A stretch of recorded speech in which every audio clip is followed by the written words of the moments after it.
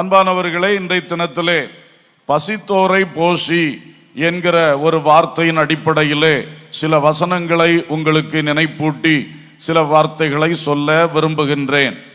பசித்தோரை போஷி என்பது நம்முடைய நற்கிரியைகளில் மிக முக்கியமான ஒன்றாக இருக்கின்றது. நாம் பல சேரிட்டபிள் டீட்ஸ் செய்கிறோம். அதிலே மிக முக்கியமான ஒன்று பசி உள்ள மக்களை பசி ஆற்றுவது.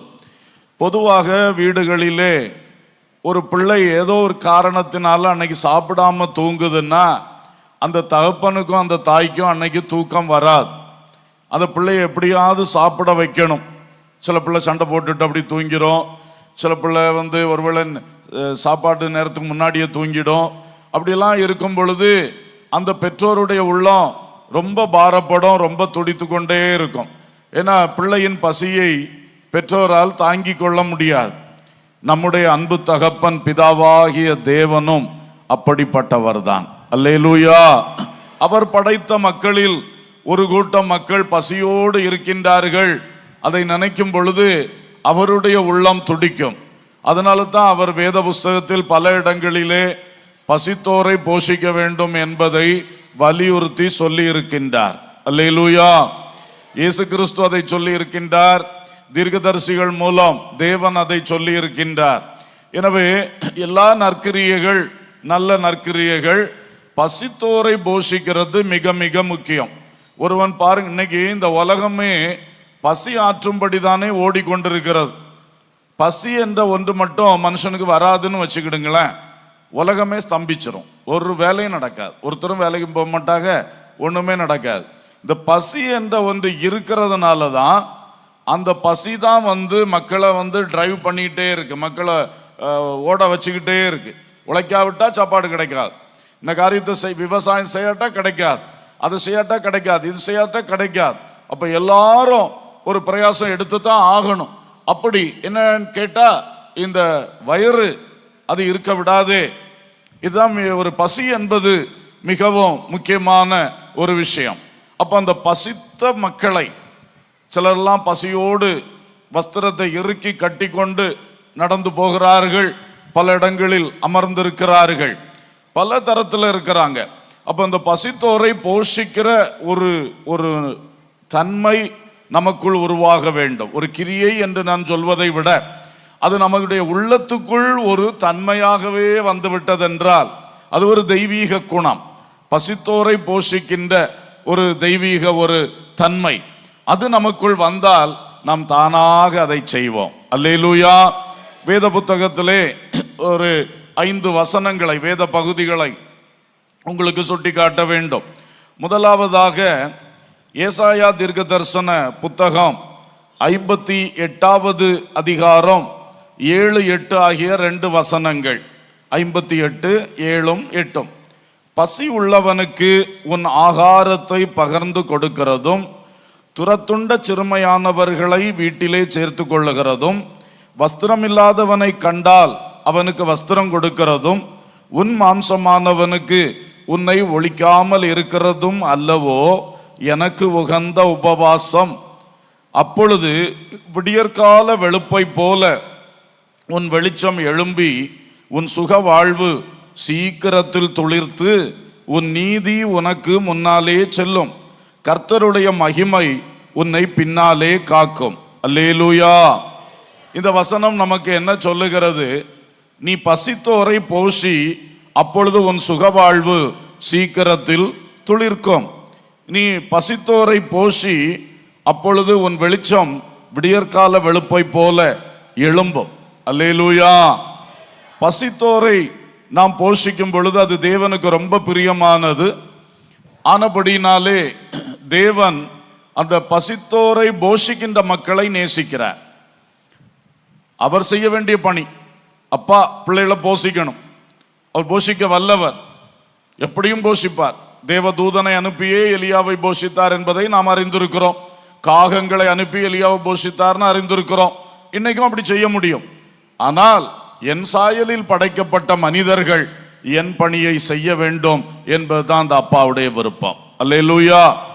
ஆகையினால்தான் அப்பா பிதா நம்மிடத்தில் அதை எதிர்பார்க்கிறார்.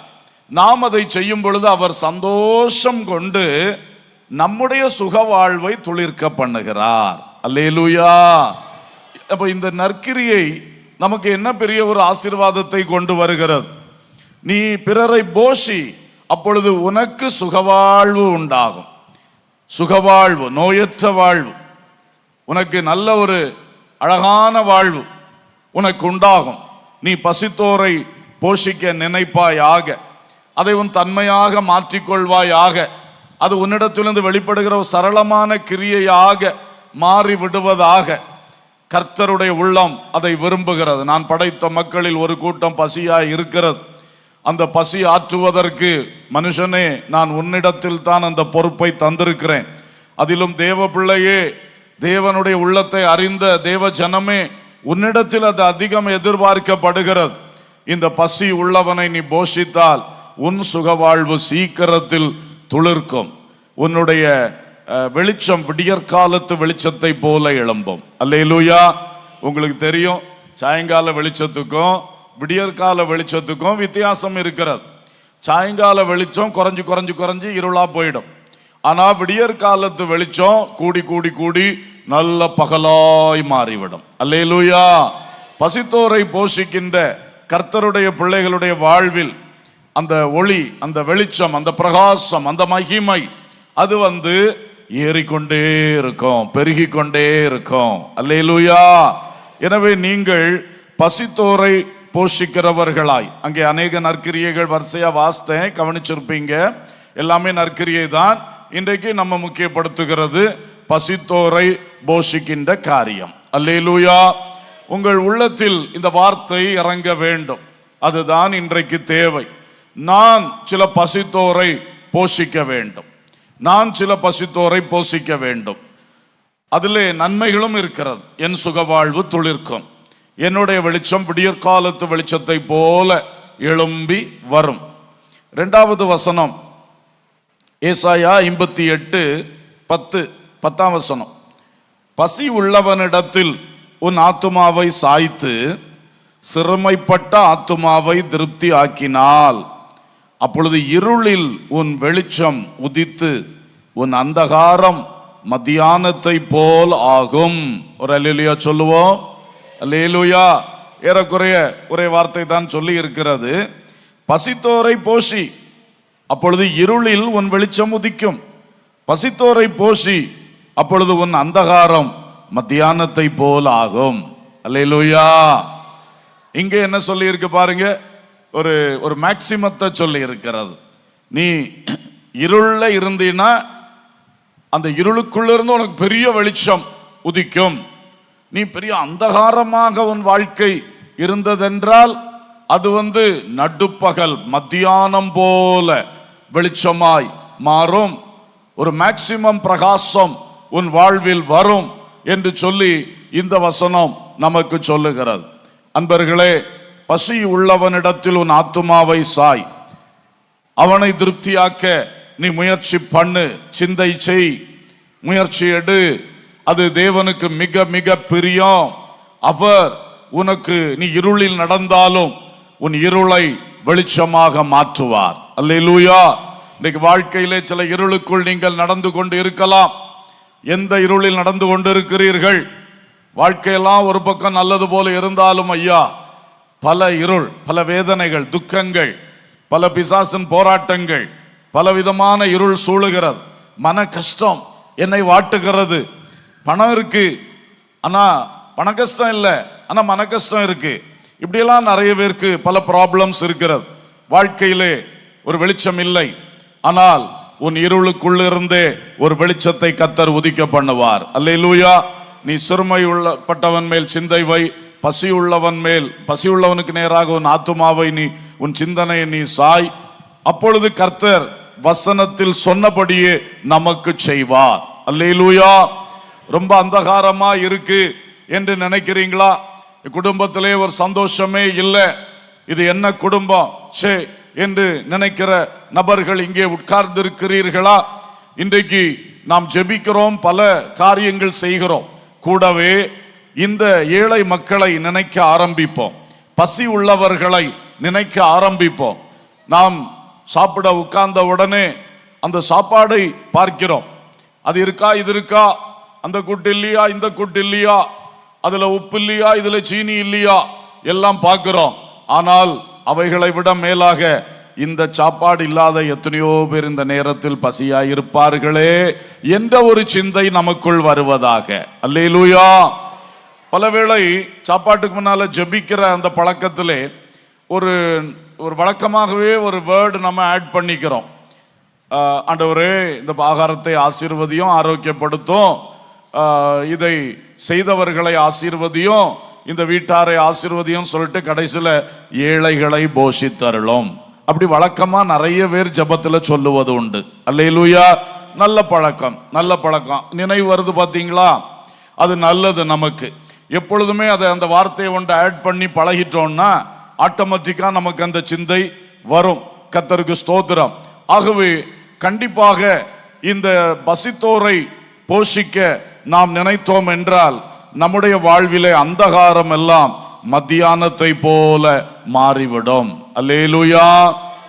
மூன்றாவது வசனம் எசேக்கியேல் தீர்க்க தரிசன புத்தகம் 18வது அதிகாரத்திலே 5 முதல் 9 வரைக்கும் உள்ளதை வாசிக்கிறேன்.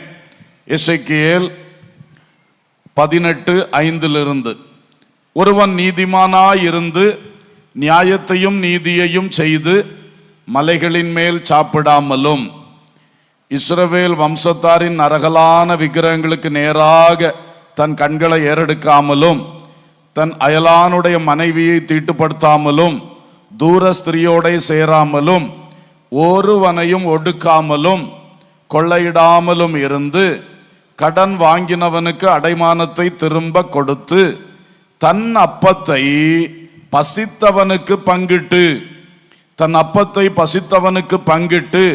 வஸ்திரம் இல்லாதவனுக்கு வஸ்திரம் தரிப்பித்து வட்டிக்கு கொடாமலும் பொலிசை வாங்காமலும் அநியாயத்துக்கு தன் கையை விலக்கி மனிதருக்குள்ள வழக்கை உண்மையாய் தீர்த்து என் கட்டளைகளின்படி நடந்து என் நியாயங்களை கைக்கொண்டு உண்மையாயிருப்பான் ஆகில் அவனே நீதிமான், அவன் பிழைக்கவே பிழைப்பான் என்று கர்த்தராகிய ஆண்டவர் சொல்லுகிறார். அல்லேலூயா. வசனங்களில் இருக்கிற ஒவ்வொரு வார்த்தையும் முக்கியமானது. அதனால தான் நான் ஃபுல்லா வாசித்தேன். இப்படிப்பட்ட கெட்ட காரியங்கள் ஒன்றையும் செய்யாம இருக்கணும். அதே நேரத்திலே நற்கிரியைகள் செய்யணும். அது அழகா சொல்லி இருக்கு. கர்த்தருடைய கட்டளைக்கு கீழ்ப்படியணும், நியாயங்களை கை கொள்ளணும். அது நம்முடைய ஆவிக்குரிய வாழ்க்கையின் காரியம். அது முதல்ல சரியா இருக்கணும். அப்பதான் நீதிமான் சொல்லுவார். புதிய ஏற்பாட்டில் இயேசுவின் இரத்தத்தால் மீட்கப்பட்டவர்களே நீதிமான்கள். அதுதான் இயேசுவினுடைய கட்டளை, நியாயம் எல்லாம் சிலுவையிலிருந்து தான் ஆரம்பிக்குது. அப்போ அந்த காரியத்தில் கரெக்டா இருக்கணும். அப்புறம் சொல்லி இருக்கு, இந்த மாதிரி கெட்ட கெட்ட காரியம் எல்லாம் செய்யக்கூடாது. மலைகளில் சாப்பிடாத அப்படின்னா என்ன? இந்த காலத்தில் கிளப்புகளில் போய் சாப்பிடாத, பார்ட்டி வைக்காத என்று அர்த்தம்.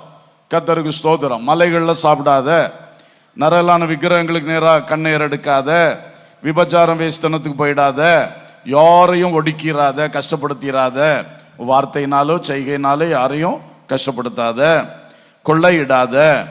நீ நல்ல டீசன்ட் கொள்ளையோ டீசன்ட் இல்லாத கொள்ளை எந்த கொள்ளையும் அடிக்காத. சிலதெல்லாம் இப்போ ஆத்தரைஸ்டு கொள்ளையா மாறிடுச்சு இல்லையா? கொடுக்க வேண்டாம், ஆனால் கொடுத்து தான் ஆகணும், அப்போ தான் காரியம் நடக்கும் என்கிறது ஆத்தரைஸ்டு கொள்ளை மாதிரி ஆயாச்சு. நீ எந்த கொள்ளையும் அடிக்காத என்று பைபிள் சொல்லுது. கடன் வாங்கினவனுக்கு அடமானத்தை திரும்ப கொடு, எல்லாத்துலேயும் உண்மையாரு, ஏமாத்து வேலை வைக்காத, அப்புறம் வட்டிக்கு கொடுக்காத. வட்டிக்கு வசனத்தில் என்ன இருக்கு? வேற கேள்வி பதில் ஒன்றும் கேட்கல, அங்க இருக்கிறத தான் பார்க்க சொல்றேன். என்ன சொல்லி இருக்கு? வட்டிக்கு கொடுக்காத, போலீஸை வாங்காது. பழைய ஏற்பாட்டுக்கே சொல்லி இருக்கப்பா, புதிய ஏற்பாட்டுக்கு எவ்வளவு அதிகம். அநியாயத்துக்கு தன் கையை விலக்க வேண்டும், மனிதருக்குள்ளே உள்ள வழக்கை உண்மையாய் தீர்க்க வேண்டும். ஸ்தோத்திரம். இப்படியெல்லாம் நல்ல காரியங்கள் செய்யணும். அதோடு கூட நீ என்ன செய்ய வேண்டும்? உன் அப்பத்தை பசித்தவனுக்கு பங்கிட்டு கொடு, வஸ்திரம் இல்லாதவனுக்கு வஸ்திரம் தரிப்பித்து கொடு. உன் அப்பத்தை பகிர்ந்து கொடு. இங்கே அந்த வார்த்தை சொல்லப்பட்டிருக்கிறது. நீ எங்கிருந்தோ உண்டாக்கி கொடுக்க வேண்டாம்ப்பா, நீ எங்கிருந்தோ சம்பாதிச்சு கொண்டு வந்து ஏழைகளெல்லாம் போஷிக்கணும் அப்படி சொல்லலப்பா. உனக்கு நான் தந்திருக்கேன்ல அப்பம், உனக்கு நான் தந்திருக்கேன்ல அரிசி சோறு, அதுல பங்கிட்டு கொடு. பசியா இருக்கிறவனுக்கு பங்கிட்டு கொடு. இவ்வளவு அழகா சொல்றார். உனக்கு இருப்பதில் கொஞ்சத்தை கொடு. அப்படி நீ செய்யும் பொழுது நீ தான் நீதிமான், நீ பிழைக்கவே பிழைப்பாய். அல்லேலூயா. வெறும் சாப்பாடு போட்டதுனால அல்ல, பெரிய பட்டியலே சொன்னாரு, அதனால தான் எல்லாம் சொன்னோம். இது எல்லாத்துலயும் முக்கியமா எதுவும் கூட சேர்ந்திருக்கிறது. பசித்தோரை போஷி. அல்லேலூயா. நமக்கெல்லாம் அப்படி முடியுமா அப்படி நினைக்கிறது அல்ல, நமக்கு என்ன இருக்கிறது அதுல ஒரு ஆளுக்காவது கொடுப்போம். அதுதான் விஷயம். நம்ம ஆக்குகிற உணவிலே, சமைக்கிற உணவிலே, நம்ம குடும்பத்தில் இத்தனை பேர் இருக்கிறாங்க, ஒரு ஆளுக்கு கூட சேர்த்து அரிசியை போடும், ஒரு ஆளுக்கு கூட சேர்த்து சப்பாத்தியை சுடுவோம், ரொட்டியை சுடுவோம், கொடுப்போம் யாருக்காவது ஒரு ஆளுக்கு. இதுதான் அந்த நல்ல குணம். அது அப்படி செய்ய பழகும் பொழுது நம்மிடத்தில் இருக்கிற அப்பத்தை பகிர்ந்து கொடுக்கிறோம். பசியுள்ள சிலருக்கு அது பயன்படுகிறது, பிதாவின் உள்ளம் மகிழுகிறது. நீயே நீதிமான், நீ பிழைக்கவே பிழைப்பாய். அல்லேலூயா, ஸ்தோத்திரம். அடுத்ததாக நாலாவதாக நீதிமொழிகள் 25, 21 மற்றும் 22 வசனங்கள். 21 மற்றும் 22 வசனங்கள்.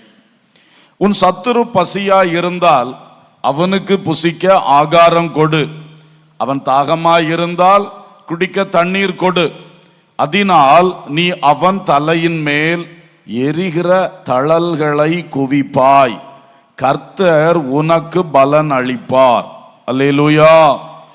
நீதிமொழிகளில் சொல்லி இருக்கிற இதே வார்த்தையை பவுல் ரோமர்ல சொல்லுகிறார். ரோமர் 12, 20, 21. அன்றியும் உன் சத்துரு பசியாய் இருந்தால் அவனுக்கு போஜனம் கொடு, அவன் தாகமாய் இருந்தால் அவனுக்கு பானம் கொடு. நீ இப்படி செய்வதினால் அக்கினி தழலை அவன் தலையின் மேல் குவிப்பாய். நீ தீமையினாலே வெல்லப்படாமல் தீமையை நன்மையினாலே வெல்லு. ஒரு அல்லேலூயா சொல்லுவோம். அல்லேலூயா. அப்போ இங்கே சொல்லி இருக்கு, ஒருவேளை உனக்கு அவன் சத்ருவா இருக்கலாம். பொதுவா தேவ மக்களுக்கு யாரும் சத்ரு கிடையாது, நம்ம உள்ளத்துல பகை வைப்பதில்லை.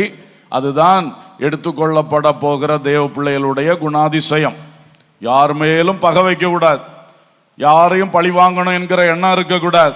எரிச்சல், கசப்பு, வைராக்கியம் உள்ளத்துல ஒரு சொட்டு கூட தங்கிறதுக்கு இடம் கொடுக்க கூடாது. அதெல்லாம் வெளியே தள்ளணும். அதான் எடுத்துக்கொள்ளப்படுகிற தேவ பிள்ளைகளுக்குரிய குணாதிசயம். அதே வேளையில் தங்களை நமக்கு சத்துருக்கள் ஆக்கி கொள்ளுகிறவர்கள் அநேகர் இருக்கிறார்கள், அப்படித்தானே? அவங்களுக்கு ஒரு ஆளுக்கு பசி, அவங்களுக்கு ஒரு ஆளுக்கு ஒரு கஷ்டம், வறுமை, துன்பம், உடனே ஓடி போய் உதவி செய்யணும், உடனே அவங்கள போஷிக்கிறதுக்கு நம்ம ரெடியா இருக்கணும், கிரியை செய்யணும். அப்படி செய்வனால் 2 விஷயம் நடக்கிறது. ஒன்று, கர்த்தர் உனக்கு பலன் அளிப்பார். அல்லேலூயா. அது வேஸ்ட் ஆகாது. கர்த்தர் உனக்கு என்ன செய்வார்? பலன் அளிப்பார். 2வது, அவன் தலையில நீ என்ன பண்ற? அக்கினி தழலை ஏற்றுகிறாய். அதாவது அவன் செய்த தீமைக்கு நீ நன்மை செய்யும் பொழுது அவனுக்கு இன்னும் தண்டனை ஜாஸ்தியாகும். அவன் திருந்தி மன்னிப்பு கேட்டு நல்லாயிட்டான்னா பரவாயில்ல, இல்லைன்னா அவனுக்கு அது ரொம்ப தீமையாகத்தான் முடியும். அதனால நீ நன்மை செய். நீ தீமையினால வெல்லப்பட்டுறாத, நீ நன்மையினால் தீமை என்ன பண்ணிரு? ஜெயித்துரு அப்படி சொல்றார். சோ இந்த விஷயத்திலும் நாம் பசித்தோரை போஷிக்க வேண்டும். அது சத்துருவா, அது நண்பனா, அது நமக்கு நன்மை செய்தவனா, நமக்கு தீமை செய்தவனா, அதெல்லாம் பற்றி யோசிக்கவே கூடாது. அல்லேலூயா. ஒருவேளை அவன் சிகரெட் குடிக்கிறான், நமக்கு தெரியும். அவன் சில சமயம் அவ்வப்போது தண்ணியும் அடிக்கிறான். ஆனா இப்ப பசியா கிடக்கிறானே, அவனுக்கு ஒரு நேரம் சோறு போட்டா பாவமா, தோஷமா, சாபமா மாறிடுமா? நமக்கு இல்ல, நன்மையா தான் மாறும். அல்லேலூயா. சில எல்லாம் தப்பு தான், அவன் வாழ்க்கை சரியில்லை. ரட்சிக்கப்படாத எல்லார் வாழ்க்கையும் அப்படித்தானே. அப்போ யாவருக்கும் நாம் செய்யணும். கலாத்தியர்ல சொல்லி இருக்கிறது, யாவருக்கும் விசேஷமாய் விசுவாச வீட்டாருக்கும் நன்மை செய்ய கடவோம். அல்லேலூயா. இதை நினைத்து உங்களை எதிர்க்கிற ஆளு, உங்களுக்கு கஷ்டத்தை உண்டாக்குன ஆளு, உங்களை இவ்வளவு நெருக்கத்துக்குள்ள தள்ளினா அதே ஆள், அவருக்கு ஒரு கஷ்டம், அவர் பிள்ளைக்கு ஆகாரம் இல்லை, அவர் வீட்டில் துன்பம் சொன்னா நாம முதலாளா போய் உதவி செய்யணும். அல்லேலூயா, ஸ்தோத்திரம். அதனால் கர்த்தருடைய பலன் உங்களுக்கு கிடைக்கும். அவன் திருந்தாவிட்டா அவனுக்கு தண்டனை உண்டாகும். அல்லேலூயா. சரி, கடைசியா 5வதாக மத்தேயு 25ஆம் அதிகாரம் 34 - 40. இது வழக்கமாக நமக்கு சேரிட்டிக்குள்ள எப்பொழுது சொல்லுகிற ஒரு வார்த்தை, இருந்தாலும் ஒருக்கா வாசிக்கிறேன். அப்பொழுது ராஜா தமது வலது பக்கத்தில் நிற்பவர்களை பார்த்து, வாருங்கள் என் பிதாவினால் ஆசீர்வதிக்கப்பட்டவர்களே, உலகம் உண்டானது முதல் உங்களுக்காக ஆயத்தம் பண்ணப்பட்டிருக்கிற ராஜ்யத்தை சுதந்தரித்துக் கொள்ளுங்கள். பசியாயிருந்தேன், எனக்கு போஜனம் கொடுத்தீர்கள். தாகமாயிருந்தேன், என் தாகத்தை தீர்த்தீர்கள். அந்நியனாயிருந்தேன், என்னை சேர்த்து கொண்டீர்கள். வஸ்திரம் இல்லாதிருந்தேன், எனக்கு வஸ்திரம் கொடுத்தீர்கள். வியாதியாயிருந்தேன், என்னை விசாரிக்க வந்தீர்கள். காவலில் இருந்தேன், என்னை பார்க்க வந்தீர்கள் என்பார். அப்பொழுது நீதிமான்கள் அவருக்கு பிரதியுத்தரமாக, ஆண்டவரே, நாங்கள் எப்பொழுது உம்மை பசி உள்ளவராய் கண்டு உமக்கு போஜனம் கொடுத்தோம்? எப்பொழுது உம்மை தாகம் உள்ளவராய் கண்டு உம்முடைய தாகத்தை தீர்த்தோம்? எப்பொழுது உம்மை அந்நியராய் கண்டு உம்மை சேர்த்து கொண்டோம்? எப்பொழுது உம்மை வஸ்திரம் இல்லாதவராய் கண்டு உமக்கு வஸ்திரம் கொடுத்தோம்? எப்பொழுது உம்மை வியாதியஸ்தராகவும் காவலில் இருக்கிறவராக கண்டு உம்மிடத்தில் வந்தோம் என்பார்கள். அதற்கு ராஜா பிரதியுத்தரமாக, மிகவும் சிறியவராகிய என் சகோதரரான இவர்களில் ஒருவனுக்கு நீங்கள் எதை செய்தீர்களோ அதை எனக்கே செய்தீர்கள் என்று மெய்யாகவே உங்களுக்கு சொல்லுகிறேன் என்பார். அல்லேலூயா. இங்கே 6 விதமான நற்கிரியை செயல்கள் பட்டியலிட்டு சொல்லி இருக்கிறது. அதிலே ஒன்று, பசியா இருக்கிறவனை போஷி, நீ ராஜ்யத்தை சுதந்தரித்துக் கொள்ளுவாய். அல்லேலூயா. அதனால பசியா இருக்கிறவன் போஷிக்கிறவனுக்கெல்லாம் பரலோகம்னு பைபிள் சொல்லல. நியாயங்கள், கட்டளைகள் எல்லாம் இருக்கு. அதோடு கூட கண்டிப்பாக இதுவும் வேண்டும். அல்லேலூயா. அப்ப தேவ பிள்ளைகளுடைய வாழ்வில் குறையாமல் இருக்க வேண்டிய ஒரு விஷயம் இந்த பசித்தோரை போஷிக்கிற காரியம். ஆமென். நடைமுறையாய் சில விஷயங்களை சொல்லி நான் அமர்ந்து கொள்ள விரும்புகிறேன். என்னுடைய வாழ்விலே இந்த பசி என்கிறதை குறித்து நான் அறிந்த சம்பவத்தை நினைவு கூறுகிறேன். சின்ன பையனா இருக்கும் பொழுது ஒரு லீவு நாள் என்னுடைய தாயார் சமைத்து எல்லாம் ரெடியாக்கி கொண்டிருக்கும் பொழுது மதிய வேளையில் ஒரு வயதான தாத்தா அம்மா என்று கூப்பிட்டு விட்டு வீட்டுக்கு வந்தார். வழக்கமாக ஏதாவது கொடுத்து அனுப்புவாங்க. அன்னைக்கு என்னாச்சுன்னு தெரில, எங்கள் அம்மா வாழை மரத்துலேருந்து ஒரு வாழை இலையை வெட்டி அவரை உட்கார வச்சு அவருக்கு எல்லா இந்த விருந்து, இந்த இது ஹாலிடே விடுமுறை நாளானால சிறப்பான உணவெல்லாம் பண்ணியிருந்தாங்க. எல்லாம் அவருக்கு நல்லா வச்சு கொடுத்தாங்க. நான் நின்று பார்த்துக்கிட்டே இருக்கிறேன். சோறை வைக்க வைக்க இந்த மனுஷன் போதும்னு சொல்ல மாட்டார், மலை மாதிரி கூச்சி வச்சிருக்க இலையில. அப்புறம் எங்கள் அம்மா வச்சுட்டு அந்த பக்கம் போகும்போது இவரை பார்த்தா அந்த சோறை பார்த்து சிரித்தார். எனக்கு அது ரொம்ப ஒரு இம்பேக்ட் ஆன, எனக்கு ஒரு தாக்குதலை உண்டாக்கின ஒரு நிகழ்ச்சியாக இருந்தது. சோறை பார்த்து சிரித்த முதல் ஒரு மனிதன் நான் என் வாழ்வில் பார்த்தது அவர் தான். நமக்கு அந்த நாட்களில் சோறுன்னு சொன்னால் அது ஒரு வகையே கிடையாது. எப்படா சோறு தின்னாமல் வேற ஏதாவது சாப்பிடலான்னு சொல்லி இருக்கக்கூடிய காலம். ஆனால் அந்த மனுஷன் அந்த சோறை மதித்த மதிப்பும் அதை பார்த்து சிரிச்சார். ஐயா, அன்னைக்கு தான் எனக்கு இப்படியும் ஆட்கள் இருக்காங்களா, பசினா எப்படி என்கிற ஒரு சின்ன ஒரு தாக்கம் உண்டானது அன்னைக்கு தான். இது மாதிரி இன்றைக்கும் எவ்வளவு மனிதர்கள் இருக்கிறார்கள். எத்தனையோ நாட்களாக சோறை காணாதவர்கள், திருப்தியான உணவை காணாதவர்கள் இருக்கிறார்கள். கர்த்தருக்கு ஸ்தோத்திரம். இதே கன்னியாகுமரி மாவட்டம் ஒவ்வொரு ஜங்ஷன்களில் இருக்கிறாங்க. மார்த்தாண்டம் மேம்பாலத்துக்கு அடியில் ஒருத்தருக்கு ஃபுட்டு கொடுத்த சமயத்தில் ஒரு சகோதரன் சொன்னார், அந்த ஆள் வாங்கிட்டு நன்றி கூட சொல்லலை, தந்தது யாருன்னு முகத்தை கூட பார்க்கல, பிரித்து சாப்பிட ஆரம்பிச்சிட்டார். அப்புறம் எல்லாம் படபடா பண்ணிட்டு சொல்றாரு, நான் 2 நாள் ஆச்சு சாப்பிட்டு. வெகு தூரத்தில் அல்ல, ஆப்பிரிக்க கண்டத்தில் அல்ல, நம்ம மார்த்தாண்டம் மேம்பாலத்துக்கு அடியில். மக்களே, நாம் நினைக்க வேண்டும், என்றைக்கெல்லாம் இந்த மாதிரி ஆகாரம் கொண்டு போறால ஒரு நாள் கூட ஃபுட் பேக்கெட்டு திரும்ப வந்தது சரித்திரமே கிடையாது.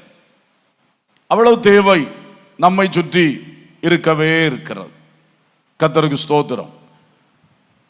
பசி என்பதை பிள்ளைகள் உணரணும், பெரியவர்கள் உணர வேண்டும், எல்லாரும் உணர வேண்டும். கர்த்தருக்கு ஸ்தோத்திரம். ஒரு சகோதரன்,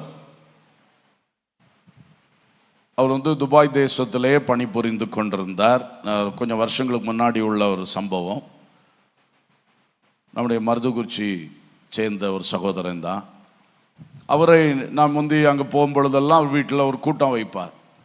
அவரோடு பேசிகிட்டு இருக்கும் பொழுது ஒரு நாள் ஒரு சம்பவம் சொன்னார். அங்கே நிறைய லேபர்ஸ் அங்கே போயிட்டு சிலருக்கு கஷ்டம் உண்டானா யாரும் கவனிக்க மாட்டாங்க, ஹாஸ்பிட்டலில் கொண்டு போடுவார்கள், அவ்வளோதான். ஒரு ஐயா அந்த மாதிரி ஹாஸ்பிட்டலில் இருக்கும்போது இவர் தொடர்பு கிடைத்து விசாரித்தா யாரும் ஏன்னு கேட்கல. கூட்டிகிட்டு போன ஆள், வேலை வாங்குற ஆளும் அங்கே அட்மிட் பண்ணதோட சரி, இவர் சாப்பாடே கிடையாது. அப்போது இவர் இன்ஜினியர், இவர் வேலைக்கு போயிட்டு அந்த ஆளுக்கு சாப்பாடு கொண்டு போய் அவர் சாப்பிட முடியாது, ஊட்டி ஊட்டி விடுவாராம். டெய்லி ஒரு வேலையாக இதை வச்சு ஊட்டி ஊட்டி விடுவார். எப்படியும் கடைசியாக அவர் அங்கே வச்சா ஊரில் வந்தாத்தெல்லாம் மறிச்சிட்டார். அதுக்கு பிறகும் இந்த சகோதரன் குடும்பமாக அவருடைய குடும்பத்துக்கு உதவிகள் செய்து கொண்டிருந்தார். பாருங்க, எனக்கு அதெல்லாம் ரொம்ப ஆச்சரியம். இவ்வளோ ஒரு தேசத்தில் நல்ல ஒரு வேலை கிடச்சிருக்கு, நல்ல ஒரு வீடு, நல்ல ஒரு குடும்பம், வாழ்க்கை எல்லாம் இருக்கு. இவர் ஏன் அந்த ஒரு ஆளை தேடி போய் அவருக்கு ஊட்டி ஊட்டி விடணும், அதுவும் டெய்லி செய்யணும்? அதுதான் அந்த கிறிஸ்து மயமாக்கப்பட்ட உள்ளம். அல்லேலூயா. அதுதான் இன்றைக்கு நமக்கும் வேண்டும் என்று கர்த்தர் எதிர்பார்க்கிறார். இப்படிப்பட்ட charity minded people, charity people நம்மிடையே பெருகினால் தேவ நாமம் மகிமைப்படும். அல்லேலூயா. கர்த்தருக்கு ஸ்தோத்திரம். உங்களை ஊக்குவிப்பதற்காக இன்னும் ஓரிரு சம்பவங்கள் சொல்லுகிறேன். கோயம்புத்தூர் மாவட்டத்திலே பத்மநாபன் கோபாலன் என்று ஒரு சகோதரன். இவர் ஒரு முறை ஒரு கல்யாண வீட்டில் பார்த்து கொண்டு இருக்கும் பொழுது அங்கே நல்ல சாப்பாடு எல்லாம், பாதி சாப்பிட்டு பாதியை கொண்டு வேஸ்ட்டில் போடுறாங்க, அந்த மாதிரி நடந்துக்கிட்டே இருக்கு. அப்படியே இருக்கும் பொழுது அந்த கல்யாண வீட்டு வாசல் பக்கத்தில் ஒரு அம்மா கிழிந்த வஸ்திரத்தோடு ஒட்டின வயரோடு ஐயா என்று கேட்கிறாள். அதில் நின்ன ஒரு ஆள் போ போ என்று துரத்தி விடுகிறார். இந்த மனுஷனுக்கு அந்த காட்சி அவருக்குள்ள ஒரு தாக்கத்தை உண்டாக்கிட்டு, அப்போ இவ்வளவு சாப்பாடு இங்கே வேஸ்ட்டாக போயிட்டு இருக்கு, வேஸ்ட் பாக்ஸில் கொண்டு போட்டுட்டு போயிட்டே இருக்கான். அந்த அம்மா வந்தா இவர் என்ன செய்யணும், எங்கேயா ஒரு இடத்துலையா உட்கார வச்சு ஒரு பந்தியில் உட்கார வச்சா போதுமே, இந்த கல்யாண வீட்டில் இப்படி துரத்திட்டானே என்று அவருடைய உள்ளத்தில் ஒரு தாக்கம். அதனால அந்த மனுஷன் அவருடைய நண்பர்கள் 2 பேரை சேர்த்துட்டு ஒரு திட்டம் போட்டார்கள், 3 பேருமாக. நம்ம இந்த கோயம்புத்தூரில் கொஞ்சம் கல்யாண மண்டபங்கள்லாம் போய் பேசணும், நீங்கள் பந்தி பரிமாறிட்டு மீதி இருக்கிற ஆகாரம் அதை தூக்கி வேஸ்ட்டில் கொட்டாதீங்க, எங்களை ஃபோன் பண்ணால் போதும், நாங்கள் வருவோம், எடுத்துகிட்டு போவோம். அப்படி பேசி ஒழுங்கு பண்ணி இதை கொண்டு பயன்படுத்துறதுக்கு சில ஹோம்கள், அநாதை இல்லங்கள் போன்ற ஹோம்களையும் அவள் பேசி ரெடி பண்ணி, ஏழைகள் அதிகம் இருக்கக்கூடிய சில ஏரியாஸையும் கண்டுபிடிச்சி அப்படி ஒரு சேவை அவர்கள் செய்ய ஆரம்பித்தார்களாம். பாருங்கள், என்ன ஒரு பிரயாசம், வேற எந்த செலவும் இல்லை. கல்யாண வீட்டில் வேஸ்டாக போகக்கூடிய உணவு, அதாவது வேஸ்ட் இல்லை, மீதியாய் வரக்கூடிய உணவு. அந்த மீதியாய் வரக்கூடிய உணவை இவங்களுக்கு என்ன வேலை, போகணும், பாத்திரங்களை கொண்டு போகணும், அதை எடுத்துட்டு கொடுக்க வேண்டிய இடத்துல கொண்டு கொடுக்கணும். இதுக்கு ஒரு வயா மீடியா மாதிரி இவங்க செயல்பட்டு கொண்டிருக்கிறார்கள். கர்த்தருக்கு ஸ்தோத்திரம். பெங்களூர்ல இதே மாதிரி ஒரு வாலிபர், ஹர்ஷில் மிட்டல் என்ற ஒரு வாலிபர், அவரை பற்றி இன்னைக்கும் பெருசா நெட்ல எல்லாம் இருக்கும் அந்த பேரை பார்த்தீங்கன்னா. அவர் வந்து லெட்ஸ் ஃபீட் பெங்களூர் என்ற ஒரு திட்டத்தை ஆரம்பித்தார். லெட்ஸ் ஃபீட் பெங்களூர் இன்னைக்கும் அது நடந்துகிட்டு இருக்குன்னு சொல்லுகிறார்கள். அவருடைய திட்டம் என்னன்னா, இந்த மாதிரி வறுமையில் வாடுகிறவர்கள், பட்டணத்தில் பல பகுதிகளில் பசியோடு இருக்கிறவங்களை எல்லாம் அவர் பார்த்ததுனால அவர் சில நண்பர்களை சேர்த்து கொண்டு, அவங்க என்னன்னா ஃப்ரெண்ட்ஸ், நெய்பர்ஸ், இந்த அயலத்தார் நண்பர்கள் போன்றவருடைய வீடுகளில் போய் அவங்க திட்டம் என்னன்னா, let's prepare an extra meal for a poor. ஒரு குடும்பத்தில் ஒரு எக்ஸ்ட்ரா சாப்பாடு ஆக்கணும், அதான் அவங்க திட்டம். ஒவ்வொரு குடும்பத்தினரும் தங்கள் பிள்ளைகளுக்கு ஆக்குகிறதோடு ஒரு கூடுதல் நபருக்கு ஒவ்வொரு நாளும் சாப்பாடு ஆக்கணும். அந்த கூடுதல் சாப்பாடை இவங்க ஃப்ரெண்ட்ஸ் போய் கலெக்ட் பண்ணுவாங்க வீடு வீடா. யாரெல்லாம் அதுக்கு விருப்பம் தெரிவிச்சிருக்காங்களோ அவங்க வீடு வீடா போய் கலெக்ட் பண்ணி அதை கொண்டு தெருவில் இருக்கிற மக்களுக்கு கொடுப்பார்கள். இப்படி ஒரு திட்டத்தை அவர் ஆரம்பித்து செயல்படுத்தினாராம். ஒரு 40 பேரோடு ஆரம்பித்தது. இன்றைக்கு 750க்கு மேலே வாலண்டியர்ஸ் இருக்கிறார்களாம். எல்லாருமே எப்படின்னா வேலை பார்க்குறவங்க, அதிகமாக இன்ஜினியர்ஸ், சாஃப்ட்வேர் பீப்புள். அந்த மதிய 1 மணி நேரம் அவங்களுக்கு லஞ்ச் டைம் கிடைக்கும் பொழுது ஓடி போய் ஒவ்வொருத்தருக்கும் ஒரு 10 வீடுகள் அப்படி இருக்கும். டக் டக்குன்னு அவ்வளோ கலெக்ட் பண்ணணும், அதை கொண்டு எங்கே கொடுக்கணுமோ அங்கே கொடுக்கணும். இப்படி நிறைய பேர் சேர்ந்து செய்கிறதுனால பெரிய அளவிலே அவர்கள் அந்த பட்டணத்தில் உள்ள ஏழைகளை, பசித்தோரை போஷித்து கொண்டு இருக்கிறார்கள். பாருங்கள், அப்போ உலகத்திலே மனிதர்கள் அவர்களுடைய உள்ளத்தில் ஒரு தாக்கம் உண்டான உடனே ஒரு சிறிய திட்டத்தை கையில் எடுக்கிறார்கள். அதிலே அநேகர் சேர்ந்து கொள்ளுகிறார்கள். சிம்பிளான முறையில், அதிக செலவுகள் கூட இல்லை, ஆனால் கொஞ்சம் பிரயாசம் இருக்கிறது. அவர்கள் அதை சந்தோஷமாய் செய்து அநேக மக்கள் பசி ஆறுகிறார்கள் என்று சொல்லும் பொழுது அது எத்தனை ஒரு மேன்மையான காரியம். அல்லேலூயா. இன்றைக்கு தேவனை அறிந்த, தேவனுடைய மன உருக்கத்தையும் தேவனுடைய இரக்கத்தையும் தேவனுடைய அன்பையும் பெற்றுக்கொண்ட கர்த்தருடைய பிள்ளைகளே, நமக்கு இப்படிப்பட்ட எண்ணங்கள் உருவாக வேண்டியது எவ்வளவு அதிகம், எவ்வளவு அதிகம். இதே போல் ஒரு கூட்டத்திலே இந்த பசித்தோரை பற்றி சொன்ன பொழுது, இந்த சபையிலே 2018ஆம் ஆண்டிலே பசித்தோரை போஷி திட்டத்தை தொடங்கினோம். இன்று வரைக்கும் கிருபையாய் அது நடந்து கொண்டிருக்கிறது. இங்கே சுற்றிலும் இருக்கிற விசுவாச மக்கள் அவர்களுடைய வீட்டிலே ஒரு எக்ஸ்ட்ரா சாப்பாடு, சிலர் 2 எக்ஸ்ட்ரா சாப்பாடு அப்படி ரெடி பண்ணுறாங்க. இங்கே அதற்காக ஒரு டீம் இருக்கிறது. கடமலை குன்று ஃபுல் காஸ்பல் சேரிட்டி மினிஸ்ட்ரிஸ் டீம்னு வச்சுருக்கிறோம். அவங்க இதை திட்டமிட்டு எல்லாருக்கும் ஒரு பேக்கெட்ஸ் வாங்கி வச்சுருக்காங்க. அது வந்து இது டிஃபன் டப்பா மாதிரி இருக்கும், சின்னதாக பேப்பரில் உள்ளது. அதை அந்தந்த வீடுகளில் கொடுத்து வச்சுருக்காங்க. அப்போ அவங்களுக்கு ஈஸி, அதை பேக் பண்ண வேண்டியது ஒன்றும் இல்லை. அவங்க சாப்பாடு ஆக்கி இந்த ஒரு பாத்திரத்தை நிரப்பிட வேண்டியது, நிரப்பி அதிலே ஒரு பேப்பரில் ஒரு மூடி இருக்கும், வச்சு தந்துட வேண்டியது. அந்த பேப்பரில் வேற எதுவுமே இருக்காது, பசித்தோரை போஷி இயேசு அப்படி தான் எழுதியிருக்கும். வேற சர்ச்சு பேரும் இருக்காது, எந்த விளம்பரமும் இருக்காது.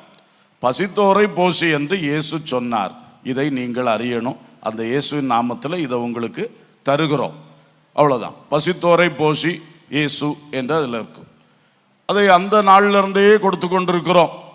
ஆண்டவர் கிருபையினால இப்பொழுதும் டெய்லி ஒரு 15 சாப்பாடுகள் குறையாமல் போய்கொண்டிருக்கிறது. அதோடு ஒரு சகோதரன் நாகர்கோயிலில் வாரத்துக்கு 2 முறை 25 சாப்பாடுகள் அங்கே கொடுத்து கொண்டிருக்கிறார். இப்படி ஒரு சின்ன ஒரு முயற்சி அது தொடர்ந்து நடந்து கொண்டிருக்கிறது. இந்த ஆகாரத்துக்குன்னே சிலர் பதிவாக காத்திருக்கிறவங்களும் இருக்கிறாங்க. அவங்க டெய்லி இதனால் போஷிக்கப்படுகிறவர்களாய் இருக்கிறார்கள். பலர் போஷிக்கப்படுகிறார்கள். அதில் ஒரு ஆள் தான் அந்த மார்த்தாண்டம் மேம்பாலத்து கீழே இருந்த ஆளை பற்றி ஒரு கொடுத்த ஒரு சகோதரன் சொன்னது. இது போல அநேக சாட்சிகள் சொல்லுவார்கள். சந்தோஷம். ஒவ்வொரு நாளும் எடுத்துட்டு போகிற சாப்பாடு ஒரு பார்சல் கூட திரும்பி வந்ததே கிடையாது. அவ்வளவு தூரம் மக்கள் இருக்கின்றார்கள்.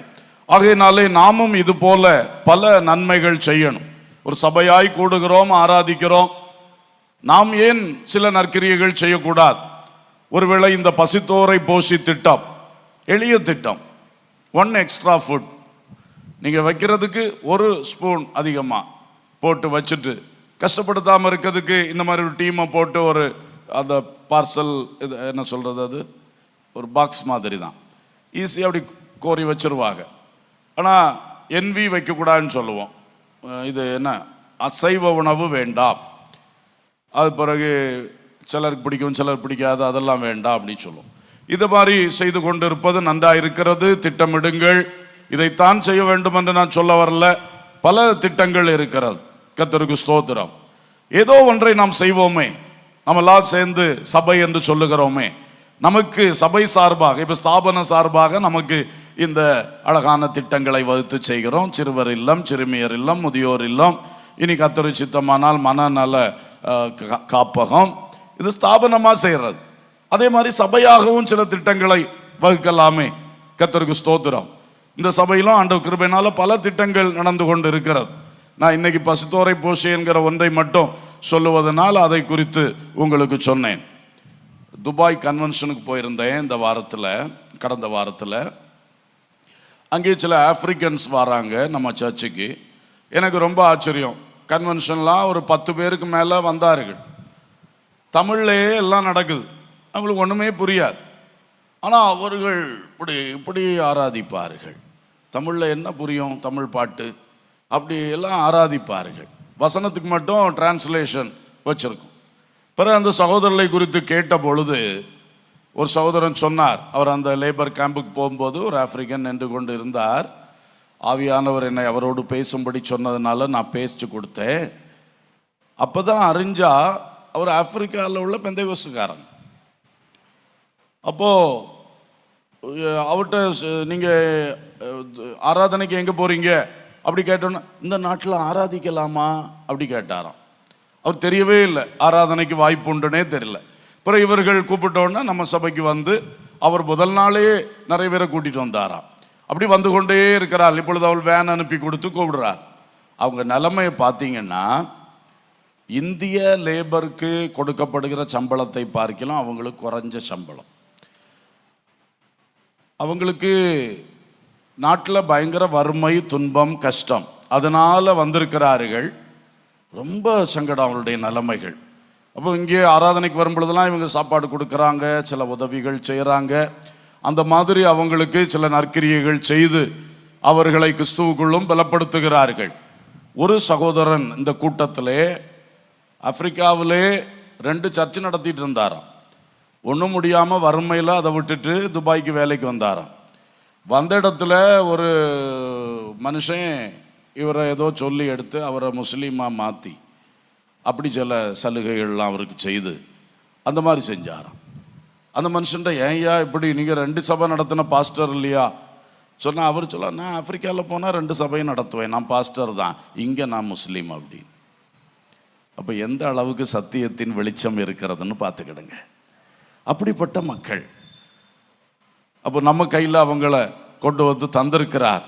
அவர்கள் மூலம் நாம் அந்த நாடுகளுக்கு கூட உதவி செய்ய வாய்ப்பு இருக்கிறது, சுவிசேஷத்தை அறிவிக்க வாய்ப்பு இருக்கிறது.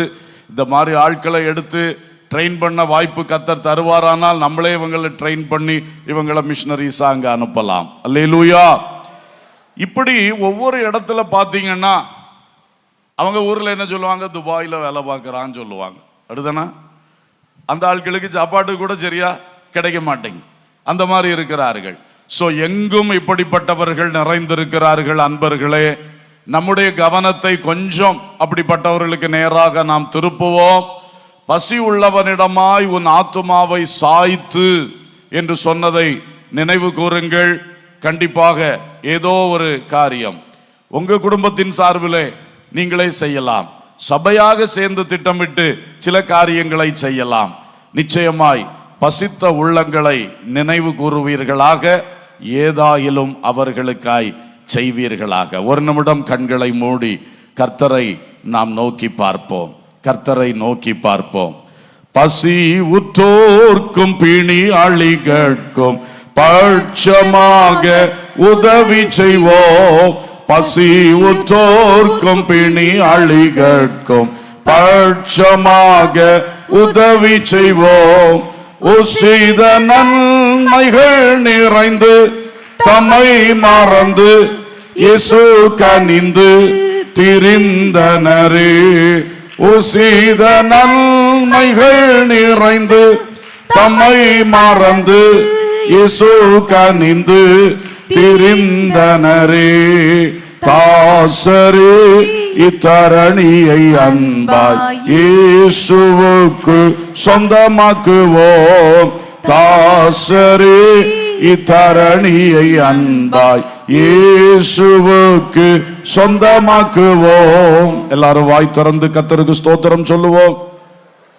ஹல்லேலூயா. ஸ்தோத்திரத்தோடு கூட தேவனே, நான் பசி உள்ளவர்கள் மேல் இரக்கம் பாராட்ட என் உள்ளத்தில் அதை உருவாக்கும் ஆண்டவரே. எல்லாரும் கேட்போம் தேவனிடத்திலே. நல்ல விருப்பத்தையும் நல்ல செய்கைகளையும் எனக்குள் உருவாக்குகிற ஆவியானவரே, இன்றைக்கு பசி உள்ளவர்கள் மேல் சிந்தை உள்ளவனாய் சிந்தை உள்ளவளாய் என்னை உருவாக்கும். எனக்குள் அந்த விருப்பத்தை அந்த சிந்தையை உருவாக்கும் ஆவியானவரே, உருவாக்கும் ஆவியானவரே. எல்லாரும் இந்த ஒரு வார்த்தையை சொல்லி ஜெபிப்போமாக. என் வீட்டை சுற்றிலும் பசி உள்ளவர்கள் உண்டோ? Hallelujah, hallelujah, hallelujah. Praise the Lord, praise the Lord, praise the Lord. எங்கள் தெருவில் பசி உள்ளவர்கள் உண்டோ? நான் வழக்கமாய் சென்று வருகிற பாதையில் பசி உள்ளவர்கள் உண்டோ? இனி என் கண்கள் அப்படிப்பட்டவர்களை தேடும் தகப்பனே. சொல்லுங்க சொல்லுங்க. சும்மா ஆமீன் போட்டுட்டு போறதில்லை. நம்ம சொல்லணும் இல்லையா? ஆண்டவர்கிட்ட பேசணும். வாய் திறந்து கொஞ்சம் பேசுங்க. கேட்ட வார்த்தையை சொல்லி ஒவ்வொருவரும் பேசுங்க. ஹல்லேலூயா.